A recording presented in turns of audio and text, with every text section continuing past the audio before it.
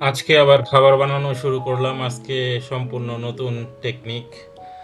20 KG গম, এখানে 10 KG 10 KG করে 2 বস্তার মধ্যে 20 কেজি গম আছে। প্রথমে গমগুলা ঢালতেছি। মিক্স করাটা আসলে অনেক কষ্টের বিষয় বস্তার মধ্যে আর কি, এই জন্য ঢাইলা নিলাম সবগুলা। ঢালার পর এখানে আবার কিছু দামি খাবার নিয়ে আসছিলাম, আহ, যেখানে কোনো গম নাই, শুধুই ভালো ভালো সূর্যমুখীর বীজ, আরও কি আমি বলতে পারবো না, অনেক কিছু এটার মধ্যে মিক্স করা। তো এইখানে প্রায় 34 কেজি খাবার টোটাল। ওইখানে 20 কেজি গম আছে, 14 কেজির মতো আছে হচ্ছে ভালো খাবার। তো এটা মিক্স কইরা দেখি কবুতরে দিয়া, যে কবুতর কি করে। অনেক দিন ধরে ডিম বাচ্চা করতেছে না, কিসের মল্টিং নাকি, ও মল্টিংই শেষ হয় না। এখন দেখি দামি খাবার দিয়া যদি কোনো উপকার হয়। এখন ভালো করে 2 হাত দিয়ে মিক্স করতেছি। দেখা যাচ্ছে খুব সুন্দরই লাগতেছে দেখতে আসলে।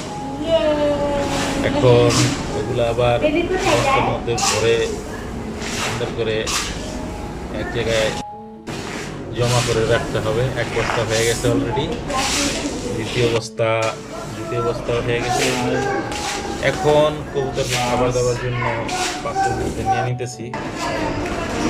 চলেন যাই তিনতলার ছাদে। তাদের সিঁড়িটা একটু চিকন। এই যে আমার আড্ডাখানা, কবুতরের বালাখানা যাই বলেন। অনেক দিন পরে, 1 মাস পরে আসছি কবুতরের সাথে দেখা করতে। খুবই কষ্টে গেছে একটা মাস। কবুতরের অবস্থা, ঘরের অবস্থা খুবই নোংরা, পরিষ্কার করতে হবে। ঝাঁপায়া পড়ছে খাবার দিয়ে। যাই হোক, মনে হইতেছে অনেক খুশি। মাশাল্লাহ মাশাল্লাহ,